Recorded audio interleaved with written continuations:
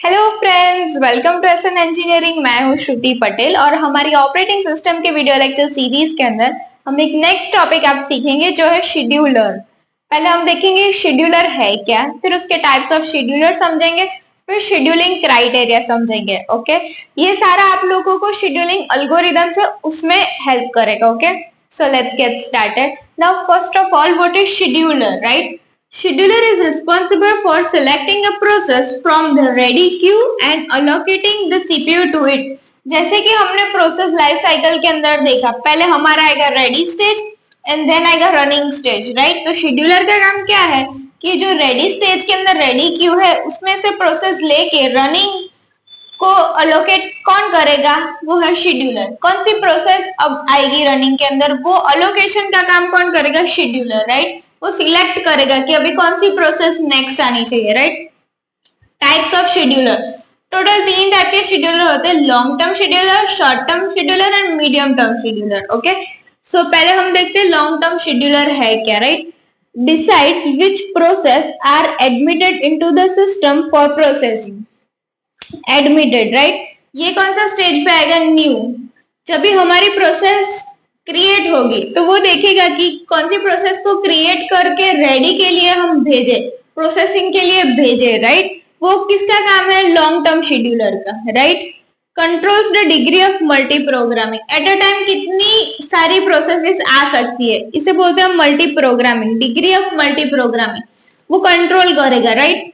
Next है short term scheduler. Now what is short term scheduler? Decides which of the ready process gets the CPU next। ये क्या decide करेगा कि जो ready queue में हमारी जो रेडी प्रोसेसेस है उसको रनिंग में कौन भेजेगा? वो डिसाइड करने के लिए कौन है? हमारा शॉर्ट टर्म शेड्यूलर है, राइट?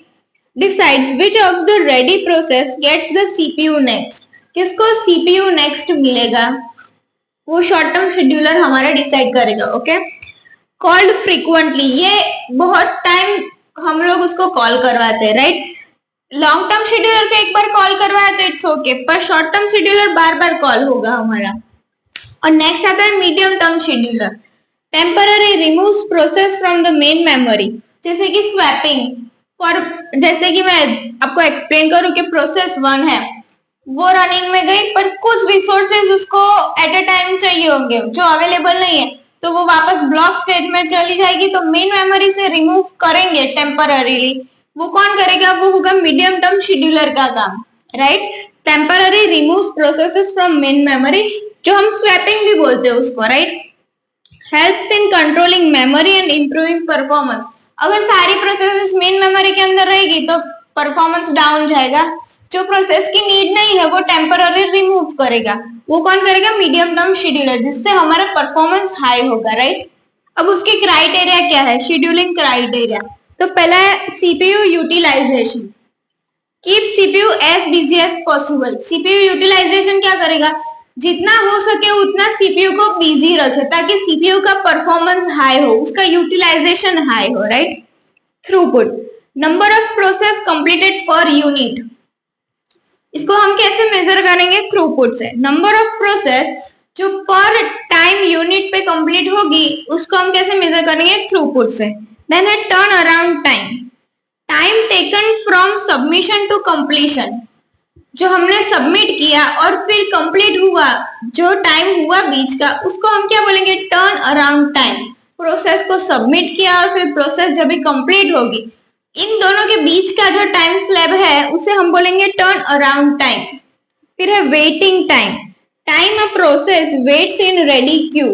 रेडी क्यू में सारी प्रोसेसेस वेट कर रही होगी, किसके लिए वेट कर रही होगी? रनिंग स्टेज में जाने के लिए। रनिंग स्टेज में क्या होगा? सीपीयू मिलेगा, वो एग्जीक्यूट होगी, राइट? तो रेडी क्यू के अंदर जो सारी प्रोसेसेस वेट कर रही होगी उस टाइम को हम बोलेंगे वेटिंग टाइम, राइट? और है response time, time from request submission to first response. सारी रिक्वेस्ट, सारी प्रोसेस आ गए, उन्होंने रिक्वेस्ट डाल दिए, बराबर? पहली बार जब भी उसको प्रोसेस को जो कुछ भी मिलेगा, जो कुछ भी रिस्पॉन्स मिलेगा, वो फर्स्ट रिस्पॉन्स और वेटिंग, इन दोनों का जो टाइम स्लैब है उसे हम बोलेंगे response time. That is time from request submission to first response. जैसे ही रिक्वेस्ट हमने सबमिट की और जैसे ही हमें पहला रिस्पॉन्स मिला, उन दोनों के बीच का जो टाइम होगा उसे हम बोलेंगे रिस्पॉन्स टाइम।